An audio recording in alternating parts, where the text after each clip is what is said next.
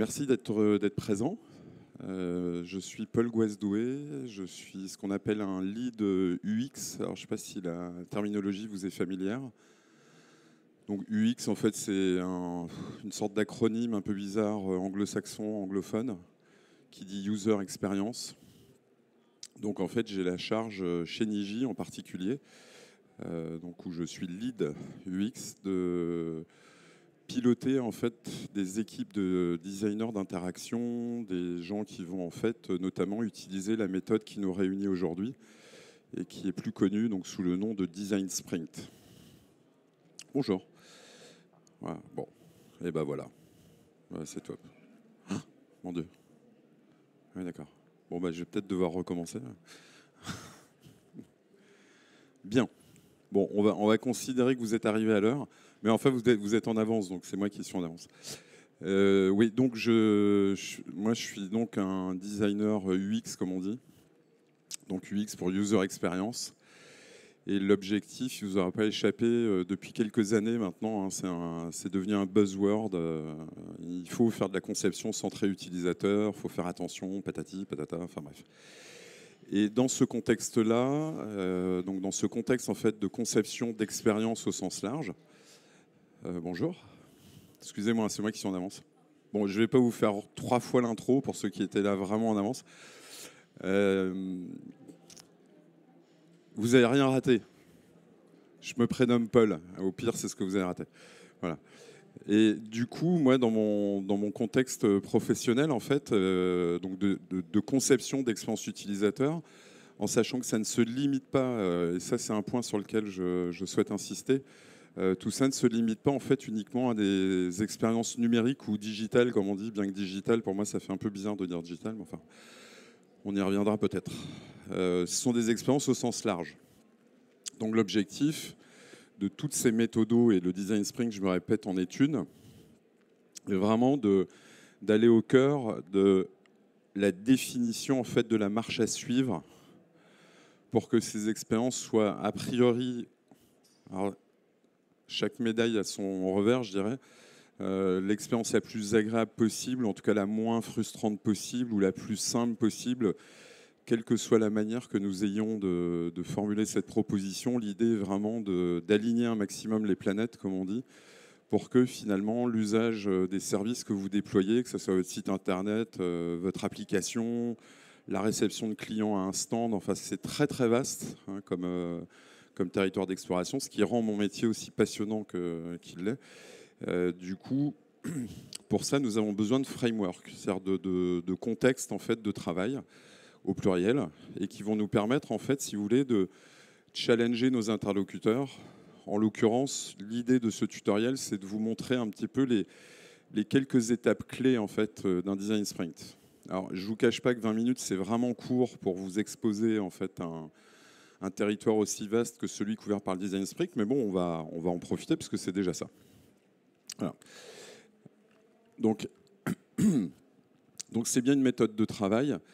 Et l'objectif surtout, et ça c'est quelque chose qui vous gardiez en tête en fait tout au long de ce rapide point sur le design sprint, c'est qu'en fait a priori on va faire vite. Alors pour certains d'entre vous, c'est vrai que 5 jours ça peut paraître long.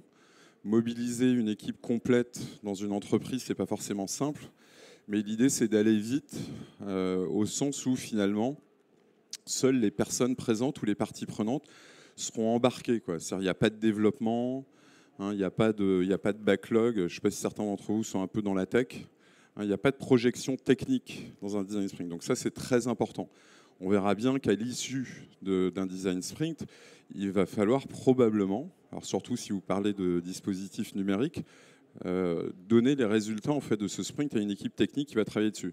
Mais pendant ce moment particulier, en fait, il n'y a pas de tech. Donc on a en gros le droit de ne pas regarder les gens responsables de la tech et qui en général font non de la tête en disant ça ne va pas être possible. Bon, s'il y a parmi vous des ingénieurs ou des devs, je vous en veux pas. Hein. J'ai quelques potes, peu, mais quelques-uns. Voilà. C'est aussi certainement, et ça c'est un des objectifs clés quand même, de s'assurer de la pertinence de la solution retenue ou des solutions. vous allez voir que de temps en temps, surtout quand il y a plusieurs parties prenantes au sein d'une entreprise, en général, c'est un peu une tarte à la crème, à moins d'être dans une entreprise unipersonnelle, on est confronté à différents corps de métier et que chacun est dépositaire, en gros, de son contexte de travail, d'un héritage, de la structure, donc de complexités diverses et variées, etc. Donc, ce n'est pas forcément la solution. Vous allez voir que finalement, le résultat d'un design sprint, c'est le corollaire de souvent plein de trucs à régler.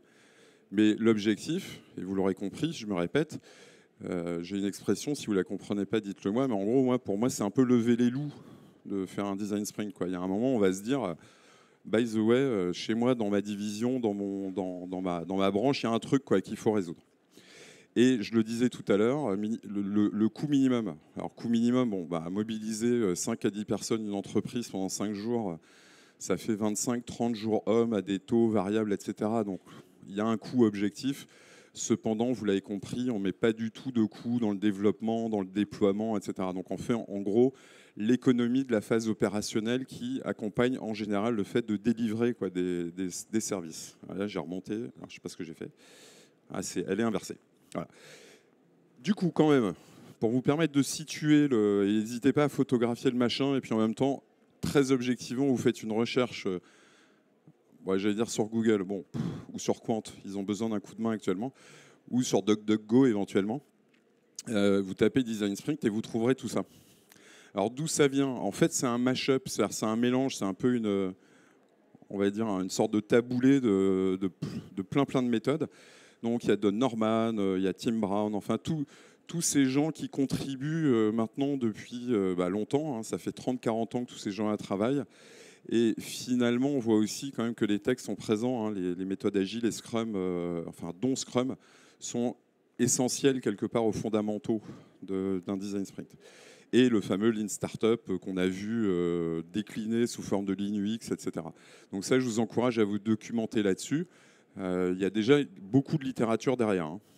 Il y a des vidéos. Tim Brown a un site formidable. Il est fondateur d'une boîte formidable. Don Norman, je pense qu'il n'est plus à présenter, etc., etc. Et Eric Ries non plus. Enfin bon, bref. Voilà. Je remonte en arrière, décidément. Il y a quand même un bouquin, si vous voulez. Alors là, le titre est en anglais, mais sachez qu'il y a une version française, hein, pour les moins anglophones d'entre nous, qui est disponible chez Erol, EYRO2LES, qui est une librairie bien connue de certains d'entre nous. Je vous encourage à aller voir leur site parce qu'ils ont plein de bouquins divers et variés, et notamment autour du design et des méthodes de conception. Alors, pour tout vous dire, quand même, le Design Sprint vient de chez Google Venture. C'est important de le savoir, c'est-à-dire que Google ne fait pas qu'un moteur de recherche ou un truc genre YouTube. Ils ont cette boîte, et cette boîte, en fait, c'est Google qui investit une petite part de ses revenus, finalement, dans l'incubation de start-up. Il y a un gars derrière tout ça, il est accompagné d'une équipe, évidemment, mais la figure tutélaire du Design Sprint, c'est celui qui a modélisé quelque part ce que nous allons voir, c'est lui. Donc sachez, je ne sais pas s'il vient de temps en temps à Nantes, mais régulièrement il vient à Paris parce qu'il aime bien la capitale. Et moi j'ai eu la chance en fait d'être certifié dans un contexte où Jake Knapp était présent. Enfin bon, bref. Voilà. Donc j'ai une certification Design Sprint, donc je sais de quoi je parle. C'était pour vous dire. Chez Google Venture, le Design Sprint a acquis ses lettres de noblesse autour de quelques projets. Alors, certains d'entre vous reconnaîtront plus ou moins des trucs. Bon, je pense qu'au moins, qu'est-ce qu'on peut dire? Slack, vous connaissez probablement. Stripe aussi, c'est un système de paiement. Medium, qui est une plateforme de publication. Jet, que malheureusement Walmart a racheté, qui était devenu une sorte de poêle à gratter du retail aux États-Unis. Donc en fait, c'est pour vous dire aussi que cette méthode, elle a été éprouvée. Après, une fois de plus, ce n'est pas une fin en soi. C'est-à-dire que la méthode qu'on va voir, on peut un peu la customiser. Sachez aussi, avant qu'on rentre dans le bain, en sachant que je consomme beaucoup de temps, il y a déjà une version 2, en gros, du Design Sprint. C'est-à-dire que c'est aussi important que vous saisissiez que tout ça, c'est une matière vivante. En fait, hein, la plupart des gens dont j'ai cité le nom sont encore en vie et commentent et challenge en fait ces méthodes. C'est-à-dire qu'elles ne sont pas rigides. C'est-à-dire qu'il faut aussi que vous les appropriez et que vous en fassiez un petit peu ce que vous voulez. Enfin, toute proportion gardée quand même. Il y a des règles absolument fondamentales. Donc on disait tout à l'heure que tout ça, ça se passe dans un contexte court. Alors il y a une règle absolue qui est le respect du temps. Alors le time timer, c'est souvent et on va voir si ce terme n'est pas trop barbare. Il y a un sprint master. Donc en général, c'est moi, par exemple, typiquement. Et je vais accompagner mes interlocuteurs pendant 5 jours.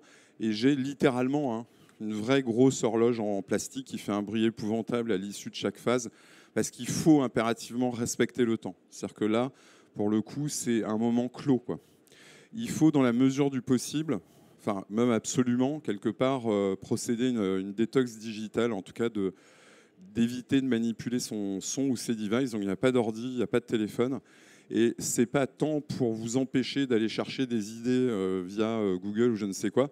C'est plus en fait une problématique d'attention. Donc ceux d'entre vous qui connaissez un peu les problématiques cognitives, il est prouvé aujourd'hui que dès lors qu'on reçoit une notification, en tout cas un truc qui détourne notre attention, il faut plus de 20 minutes pour recoller une attention. C'est-à-dire que l'idée, c'est que comme le temps nous est compté, il ne faut surtout pas qu'on perde votre attention pendant ce temps-là. Et il y a un truc vachement important, enfin ces 3 trucs sont super importants. L'ego. Alors on n'a pas le temps aujourd'hui de parler de biais cognitifs ou de modèles mentaux. En général, il est possible que ça vous fasse un petit peu mal à l'ego de temps en temps, parce que globalement, il va falloir se lancer dans le bain et être aussi transparent que possible avec vos collègues, et ce n'est pas forcément facile. Là, en l'occurrence, vous voyez ce petit graphique qui résume plus ou moins ce que notamment les gens qui connaissent le Lean ont mis en place. C'est-à-dire des cycles courts, finalement, de se dire on a une idée, on la construit, donc en général, on va essayer de faire bosser des devs, on va faire bosser des designers, on va la lancer, on va évidemment, on va faire en sorte de récolter des datas d'usage, notamment, puisque là, ce que je vous propose, c'est que je me concentre sur des applications, des sites web. Donc on va mesurer avec Google Analytics ou d'autres où les gens vont, combien de temps il reste, tatata, et puis on recommence. Et en fait, la proposition du Design Sprint, c'est celle-ci. Je vous la refais avant-après. On va s'éviter de la builder, le truc, de la développer. On va éviter de la lancer aussi. Et par contre, on va faire des tests utilisateurs plutôt que le lancement. Donc là, c'est aussi un des trucs absolument clés d'un design sprint, c'est qu'il va falloir, à l'issue en fait, de ces 5 jours, puisque c'est 5 jours, d'aller voir des vrais gens dans la vraie vie et de leur dire hey, au fait, qu'est-ce que tu en penses? Et surtout, ces utilisateurs ne sont pas et ne peuvent pas être les participants au design sprint. Ensuite, alors, je réenfonce une porte ouverte, donc c'est drivé entre guillemets par la vision que nous avons de comment nous allons pouvoir faciliter la vie de nos utilisateurs. C'est inévitablement une approche collaborative parce que réunir 5-10 personnes d'une même boîte, c'est pour qu'on bosse ensemble. L'approche itérative, vous allez le voir, en fait, ces 5 jours sont découpés en modalités extrêmement précises. Et l'itération, c'est souvent un truc que négligent trop souvent les gens qui utilisent des méthodos ou des canevas de cet ordre-là. C'est qu'en fait, il ne faut pas hésiter à l'utiliser plusieurs fois, ce truc. D'accord ? Et l'agilité, là, ça concerne plutôt les sprint masters. C'est-à-dire qu'il faut, et ça fait partie de mon métier, de m'adapter au nouveau contexte de travail. J'ai cette chance de passer de sujets très, très divers. Des télécoms à l'assurance, retail, enfin des trucs comme ça. Donc cette agilité, il faut aussi se l'emparer en tant que participant d'un design sprint pour vous, parce que de temps en temps, vous connaissez peut-être cette émission qui s'appelle Vie ma vie. Souvent, quelqu'un, par exemple, de la direction financière n'a qu'une vague idée de ce que vit un développeur, par exemple, et lui-même n'a qu'une vague idée de ce que vivent les forces commerciales et inversement. Alors il y a 3 phases clés, j'insiste là-dessus. Le design sprint n'est qu'au milieu. Et ça, c'est vraiment un truc clé. C'est-à-dire que la phase amont, si d'aventure vous voulez lancer en fait un sprint entre vous, au sein de votre entreprise en tout cas, il est nécessaire de préparer tout ça et de recueillir un maximum d'informations, de data, pour qu'en fait les uns les autres, vous puissiez en fait exposer éventuellement à vos collègues de travail et aux gens de l'autre côté, c'est-à-dire des gens comme moi, le sprint master, de bien connaître le contexte. Et on n'a pas le temps en fait de l'inventer pendant le sprint. Donc tout ce travail doit être fait avant. Le sprint en lui-même, nous allons y revenir, c'est cette phase de conception. Et enfin, pour que ça ne soit pas vain, que nous n'ayons pas fait tout ça pour rien, il faut se projeter sur une suite. Okay. Du coup, la phase préliminaire, on va passer relativement rapidement là-dessus, mais globalement, donc l'idée c'est comprendre les utilisateurs, comprendre le contexte. Donc il y a plein de méthodos là-dessous aussi. Et là, pour le coup, c'est pour ça que sur le slide que je vous ai présenté en introduction, qui était de dire d'où vient le design sprint, où on retrouve Tim Brown, etc., tous ces gens-là, en fait, ont vraiment nourri les phases amont. C'est-à-dire comment on fait tout ça. D'accord ? Ensuite, une fois qu'on en est là, en fait, voilà. Là, on rentre dans le vif du sujet. Et du coup, sauf erreur de ma part, il me reste 10 minutes, donc c'est pas que ça va être chaud, mais ça va être rapide. Mais en gros, il y a 5 phases. Il y a cette phase de compréhension, donc vous arrivez avec toutes vos informations. Et le terme que vous retrouverez pour les plus anglophones d'entre vous de cette première phase, en fait, c'est ce qu'on appelle l'unpack. Chaque BU, alors ça paraît être orienté que grand compte, mais en fait, chaque personne dépositaire de son métier au sein de l'entreprise doit faire son unpack, c'est remettre sur la table un peu tous ses soucis, toutes les informations qu'il a recueillies, etc. Là, pour le coup, une fois qu'on a fait ça, les uns les autres, on a plus ou moins compris le contexte des collègues de boulot. On va diverger. Donc diverger, ça veut dire qu'on va, en partant d'une base commune d'informations, on va essayer d'ouvrir au maximum en fait, les considérations, les approches, qu'elles soient intellectuelles, sémantiques ou autres. Et pour le coup, on va vraiment ouvrir un maximum le champ. Cette deuxième étape, et évidemment, comme chacune d'entre elles est absolument fondamentale, dans la mesure où on va essayer de se débarrasser, entre guillemets, de son ego et de ses problèmes à soi. Voilà. La phase de décision aussi, elle peut faire un petit peu mal, parce que des fois, on a l'impression d'avoir une super idée, et puis elle n'est pas retenue par la team. Bon, voilà. Donc c'est à vous de défendre le truc. La phase de prototypage et de validation, en fait, c'est peut-être ce qui est aujourd'hui le plus complexe à réaliser pour monsieur et madame tout le monde. C'est-à-dire que là, pour le coup, il faut maîtriser quand même quelques outils. La phase de prototypage, il faut a priori un designer graphique avec un logiciel. Alors, ce n'est plus Photoshop qui sert à ça. Il y a d'autres trucs maintenant. Donc, pareil, là, pour le coup, c'est un petit peu plus expert, quoi. Vous avez besoin d'un tiers pour le faire. Et la validation, elle va venir en fait de l'étude et de l'analyse que nous allons faire de la réaction des utilisateurs au prototype. D'accord ? Donc, vous l'aurez compris, je vais principalement vous parler donc de la phase de compréhension je ne sais pas comment on dit, divergence, hein, ouais, et la phase de décision. Voilà. Donc, la phase 1, et ça c'est vraiment la clé, si vous en avez une à retenir sur le vrai takeaway de la phase 1, en fait, c'est que a priori, comme je vous l'ai dit, nous avons unpacké, on a chacun d'entre nous raconté nos petits problèmes, nos petits machins, nos petits trucs, et il faut, à l'issue de cette phase, de cette première journée, réussir à formuler un objectif. Alors, l'objectif, c'est pas de simplifier la vie de Jean-Claude à la compta. C'est souvent des... J'espère qu'il n'y a pas de Jean-Claude, et puis si c'est le cas, c'est pas grave, et je les salue d'ailleurs.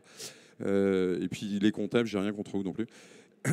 Mais globalement, en fait, c'est souvent des objectifs un petit peu plus macro. Et comme je vous disais tout à l'heure, en dessous, il y a peut-être des micro-objectifs qu'on va devoir résoudre pour résoudre un problème plus large. Bon, en général, on va parler de croissance, hein, évidemment.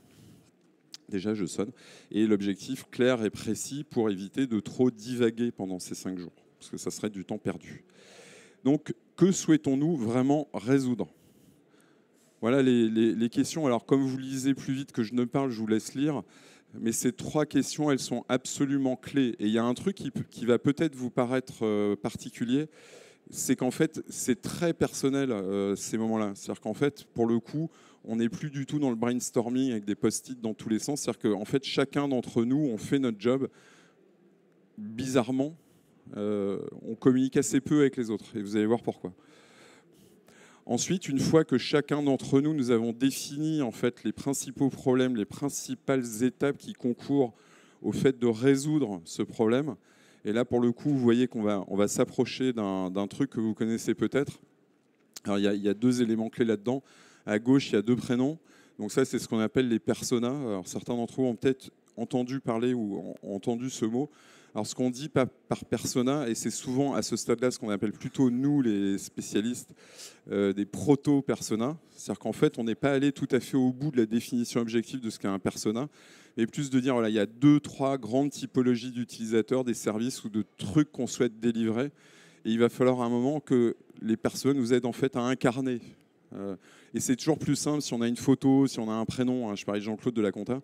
Voilà, ça peut être Peter des services informatiques et puis Julie qui, elle, je sais pas, elle est au RH peut-être. Et on va raconter une histoire en fait. Et probablement que dans cette histoire, on va quand même positionner les problèmes que rencontrent nos 2 amis. Le Spring Goal, c'est super important. Donc ça, pareil, je vous laisse lire. Vous voyez que le mauvais Spring Goal, c'est qu'est-ce que vous voulez faire? Évidemment, on veut être les premiers. Évidemment, on veut être les premiers sur Google et on veut être les meilleurs. En fait, non. C'est pas comme ça que ça se passe. Il faut être quand même plus précis. C'est-à-dire que je vous parlais d'objectifs macro. Alors oui, il y a un objectif macro qui est de gagner de l'argent et puis gagner des parts de marché. Maintenant, dans les faits, il faut quand même réussir à adresser le comment on va faire. 5 minutes, il reste. D'accord, je vais aller très très vite. Voilà. La phase 2. Alors la phase 2 d'idéation et de sketching, ça c'est assez rigolo. C'est que relativement à la phase 1, vous voyez, on s'est dit, tiens, qu'est-ce qu'il faut faire? On a personnifié, entre guillemets, avec des personas, en fait, tout un parcours comme ça qui va nous donner les étapes. Et en fait, chacun d'entre vous, chacun d'entre nous, vous allez... Alors ça paraît compliqué parce qu'on n'est pas tous dessinateurs. Donc là, c'est du quick and dirty, c'est-à-dire qu'on n'attend pas de vous non plus que vous fassiez des œuvres d'art. Là, pour le coup, les post-it peuvent sortir. Et en fait, vous allez poser chaque étape du parcours que vous avez envisagé. Et une fois de plus, ce travail est solitaire, c'est-à-dire qu'il n'est pas du tout fait en équipe. Ensuite, on va vraiment faire ce qu'on appelle des lightning demos. Donc là, pour le coup, c'est la seule fois dans tout ce sprint où on va avoir le droit de sortir son téléphone ou son ordi et puis de se dire, maintenant qu'on a un Spring Goal, on va aller voir si ce truc a été adressé par d'autres. Alors, hasard ou coïncidence, le truc que vous avez envie de faire aura déjà été fait par quelqu'un. Bon, la plupart du temps en tout cas. Si ce n'est pas le cas, courez vite à l'INPI, déposez votre truc avant de l'exposer. Mais voilà, on peut s'inspirer des trucs. Et là, pour le coup, on va pouvoir ramener de nouvelles idées, de nouveaux points de vue, de nouveaux propos. Et ce qui est intéressant, c'est que finalement, là, à ce stade-là, nous sommes théoriquement au moment où je vais pouvoir vous montrer ce que j'ai fait inversement. Donc là, pour le coup, vous voyez, on a les idées, on a tous pris des notes, on a positionné des post-it, en général, et vous allez les voir sur une feuille de papier. Et on utilise notamment une petite méthode qui s'appelle le Crazy Eye, qui est très très rigolote, qui oblige en fait chaque participant à sketcher en fait 8 idées attenantes à son problème le plus rapidement possible. Alors, en général, il faut crobarder, et puis ça peut être du texte aussi. Il n'y a pas de limite ou de contrainte en fait à faire. Mais là, pour le coup, c'est l'idée de formaliser d'un côté et de formuler de l'autre. C'est-à-dire mettre des mots et commencer à mettre des images, si j'ose dire. Donc, à l'issue de ce truc-là, et là je vais devoir vraiment accélérer, je crois, on a ce qu'on appelle des solution sketches. C'est-à-dire que chacun d'entre nous, maintenant qu'on a réfléchi, on est quand même à l'issue du 2e jour, je vais prendre un A3 dans lequel je vais moi-même coller les trucs tels que je les vois, le parcours, rappelez-vous des personas, des étapes, des machins. Une fois de plus, vous le faites tout seul. Et moi, Sprint Master, je vais venir et je vais ramasser en fait vos solution sketches sans les montrer aux autres. Et il faut surtout que ça soit anonyme. Le lendemain matin, puisque là on a fini donc la journée 2, le truc c'est un moment que moi j'adore, qui est le Art Museum. C'est-à-dire qu'en fait, mon rôle là, c'est tout simplement d'aller coller au mur toutes les solution sketches qui ont été envisagées en fait par les participants au sprint. Et qu'en fait, chacun d'entre vous, en silence, vous avez le droit d'aller regarder ce qu'ont fait les autres sans savoir qui l'a fait. Bon, en général, on sait à peu près, mais tout ça doit rester anonyme. Et aussi bizarre que ça puisse paraître une fois de plus, c'est silencieux et on n'est pas du tout dans l'échange. Le premier échange, si j'ose dire, c'est au niveau de la speed critique. Donc vous avez peut-être vu ça, c'est on vote avec des gommettes. Alors des fois, on n'a qu'une seule gommette et puis il faut qu'on élise l'idée qui nous paraît la plus pertinente. Ou des fois, on en a 2, des fois, on en a 3. Et une fois qu'on a fait ça, on prend du recul et puis tout simplement, on voit les idées qui ont recueilli le plus de gommettes. Et pour le coup, en général, on en retient 1 ou 2. D'accord ? Et ce truc, en fait, se passe pendant ce qu'on appelle le super vote. Là, pour le coup, c'est une décision collégiale. C'est de dire, vous avez voté, voilà ce qui ressort. Est-ce que c'est un go, un no-go ? On choisit. Et là, pour le coup, à l'issue de ce super vote, on ne peut pas revenir en arrière. C'est terrible. Et ensuite, le storyboard. Donc là, pour le coup, et vous avez compris qu'en fait, tout ce storyboard est en fait dépositaire de 3 journées de boulot déjà, de 5 à 10 personnes. Donc ça commence à être vraiment intéressant. Et pour le coup, on va essayer, une fois de plus, de faire des petits crowbars. Alors si c'est une solution sur mobile, on vous fournit en fait des canevas avec des petits points pour que vous ne fassiez pas tout à fait n'importe quoi. Mais vous commencez à envisager comment vous voulez que les choses se passent. Et votre culture d'usage de tel ou tel type d'application, de tel ou tel type de site internet, etc., peut vous aider à dire, bon, moi je veux des notifications, je veux que ça soit comme ci, comme ça, comme ça.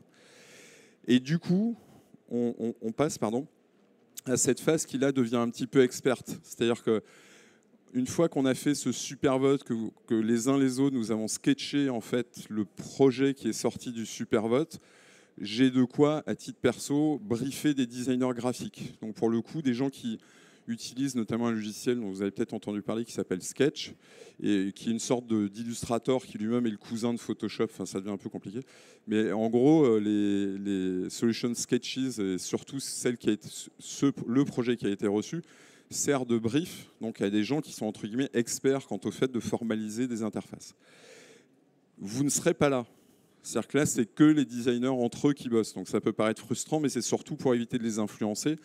Et il n'y a rien de plus désagréable souvent pour un designer que d'avoir quelqu'un au-dessus de son épaule qui dit ah, c'est pas ça. Voilà. Et à l'issue de ce truc-là, donc théoriquement, nous disposons de prototypes. Et je finis. Voilà. Du coup, on fait des tests utilisateurs. Donc j'étais un peu généreux sur le contenu des slides. J'aurais pas dû faire tant de copier-coller finalement. Et là, du coup, quand même, il y a 2 phases dans cette journée. Et puis on va vite passer à la conclusion pour que vous ayez le temps de poser au moins une question. Le matin, on va voir des gens. Donc en général, on a pré-recruté. Il suffit en général d'avoir 5 personnes sous la main. C'est-à-dire qu'il y a un truc. Alors je ne sais pas si vous vous rappelez de Don Norman. Il a un pote qui s'appelle Jacob Nielsen qui a écrit un super truc et qui dit qu'en gros, avec 5 personnes, et attention, ne me faites pas dire ce que je n'ai pas dit, avec 5 personnes, on peut détecter 80% à peu près des problèmes qui se posent au niveau de l'interaction et de la compréhension d'un truc. En sachant que ce n'est pas une fin en soi. Hein. Ce truc, voilà, c'est fini. Voilà. Et du coup, je passe très très vite. Voilà. Conclusion de la phase d'entretien, donc l'après-midi, vous présentez entre guillemets les résultats, ou je présente les résultats des tests utilisateurs à vos interlocuteurs, et du coup on en tire entre guillemets des patterns, des enseignements, on voit si les gens ont compris, pas compris, s'ils ont été réactifs, etc. etc., etc. Voilà. Alors après j'avais ça à vous dire, voilà, des livrables. Après le sprint, et là c'est la conclusion. Surtout, il faut qu'après le sprint, vous ayez des interlocuteurs IT, vous avez rencontré des designers, vous commencez à avoir une idée quand même plus précise que le lundi matin de ce qu'il faudrait probablement faire. Il faut impérativement vous rappeler que ce truc soit dit au début. C'est-à-dire, qu'est-ce qu'on fait après ? C'est-à-dire, est-ce qu'on se fait juste plaisir avec des post-it ou est-ce que tout ça va nous servir ou à recommencer, parce que pendant les tests, on s'est aperçu que les gens ne comprenaient rien, n'étaient pas réceptifs à l'idée, etc., ou de se prolonger. Voilà. Donc en gros, c'est très très court, mais voilà un design sprint. Merci. Est-ce que vous avez des questions peut-être ? Ah oui. Ouais, du coup, effectivement, parce qu'apparemment, il y a un tutoriel après. Je suis juste derrière, il y a un grand cube bleu là, qui flotte, qui s'appelle Niji, N-I-J-I, et j'y suis. Donc si vous voulez qu'on discute 5 minutes, ce serait grand plaisir. Merci pour votre attention.